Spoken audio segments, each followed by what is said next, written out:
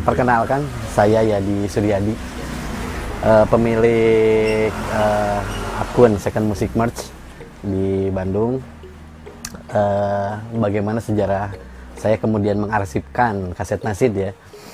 Yang pertama itu karena ada hobi.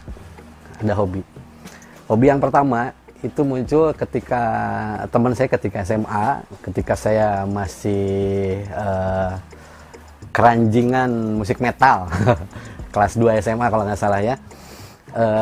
Itu memberikan kaset ini di Jeep ya. Jadi masih ada kaset yang beliau kasihkan ke saya, berarti tahun sekitar 96 lah, 96-97 gitu kan. Dia kasihkan kaset ini ketika saya tuh suka musik metal. Ini coba, wah apa nih gitu, pakai peci dan lain-lain kan gitu kan. Nah, malamnya saya setel dan waduh, kok musik hebat ya, bikin hati teh tenang gitu. Tiba-tiba kayak gitu aja gitu. Si liriknya itu ketika saya masih gandrung-gandrungnya Metallica, Biohazard. Tapi ini kan lagunya nasid Melayu kan gitu kan. Nah, besoknya saya tanya, itu ini teh apa sih? Kan kasidah bukan, itu tuh namanya nasid. Nah gitu kan, dikenalin lah sama teman. Ini namanya nasid, dan nasid ini adalah salah satu bentuk alternatif musik dari Malaysia. Awalnya seperti itu, yang dulu di Indonesia mungkin baru kasidah, gambus dan lain-lain. Nah dari situlah mulai, selain saya mengkoleksi kaset-kaset metal gitu ya, kaset-kaset rock, kaset-kaset apapun lah, nasid menjadi salah satu alternatif dulu ya. Jadi kalau misalnya saya di rumah itu punya 2 lemari, dan itu ada kaset, nah 1 lemari kaset metal, 1 lemari kaset nasid. Jadi alhamdulillah sekarang terhimpun lebih dari 200 kaset nasid, dan kaset yang umumnya udah hampir 1000 karena ada di komunitas kaset. Oke. Nah, kalau berbicara tentang kaset nasid itu, ya, seberapa berpengaruhnya sih untuk saat ini dan dari dulu ke sekarang itu kayak gimana sih? Waduh, gimana ya kalau diceritain mah sangat berpengaruh. Gejolak kaula muda lah di subkultur metal atau rock sebetulnya itu kan mereka pingin eksis. Pada dasarnya mereka pingin eksis. Jadi ketika kita ada dalam masanya kita pingin tampil, dan tampilnya tuh pingin garang gitu kan, keras gitu kan. Nah, salah satu yang membuat hati itu kemudian tenang gitu ya, dan lain-lain, itu yang saya rasakan tuh dari kaset nasid. Mungkin jarang ngaji meren baheula lamanya. Jadi ke kaset nasid, oh tenang gitu ya, ada feel yang unik gitu. Dari situ mulai gitu.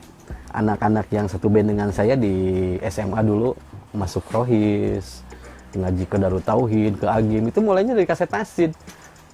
Jadi udah ngaji baru latihan band. Jadi masih dualisme lah gitu. Tapi itu keren. Jadi hati itu ada tenangnya gitu. Dan inilah kemudian kalau menurut saya bahwa pemusik jauh dari minuman keras, narkoba, seks bebas dan lain-lain, karena punya alternatif musik yang lain biasanya kayak gitu. Jadi nggak melulu metal, nggak melulu hardcore, nggak melulu funk gitu. Tapi ada kaset yang benar-benar seperti mengingatkan lah gitu. Dan berikutnya mah akhirnya lebih banyak kaset nasidnya ketika saya kuliah. Kaset metalnya saya simpan. Dan di komunitas kaset, akhirnya diarsipkan lah kaset nasid gitu. Kalau di komunitas kaset, bisa dibilang seperti itu. Karena di beberapa lapak kaset yang saya lihat, mereka justru tidak menampilkan jualan kaset nasidnya. Biasanya karena tahu di lapak saya di IG itu ada lapakan nasidnya, kebanyakan mereka mang barter tuh kaset nasid ada di saya. Mungkin karena nggak tahu ya, nanggung itu ada kaset metal, ada kaset nasid.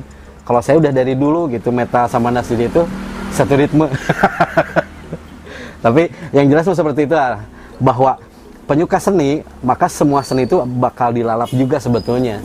Ada seni yang kemudian membuat orang itu cenderung keras, ada yang kemudian seni itu membuat hati itu tenang gitu. Itu tinggal pilihan saja. Dan pada akhirnya sebetulnya walaupun saya sekarang ada di komunitas kaset, masih di komunitas kaset Bandung, Tapi yang kemudian sering saya dengar, dan itu meriwain kembali perjalanan hidup, bagaimana titik balik gitu ya, titik balik dari gelap menuju terang, itu kebanyakan emang kaset nasid gitu ya, meriwain kembali gitu. Oh, saya dulu diingatkan oleh misalnya kaset Raihan ini, ya di play aja itu gitu, suasana tenang kembali gitu, kayak gitulah. Sejarah awalnya ketika saya bazar di Lucky Swear di Antapani di Bandung, itu saya bertemu dengan salah satu konsumen kaset nasid yang dulu tuh sudah lama ngobrol di Instagram, tapi beliaunya itu masih di Mesir. Namanya Jamil. Beliau mahasiswa Indonesia yang kuliah di Mesir. Itu sudah ada ibarat janjian.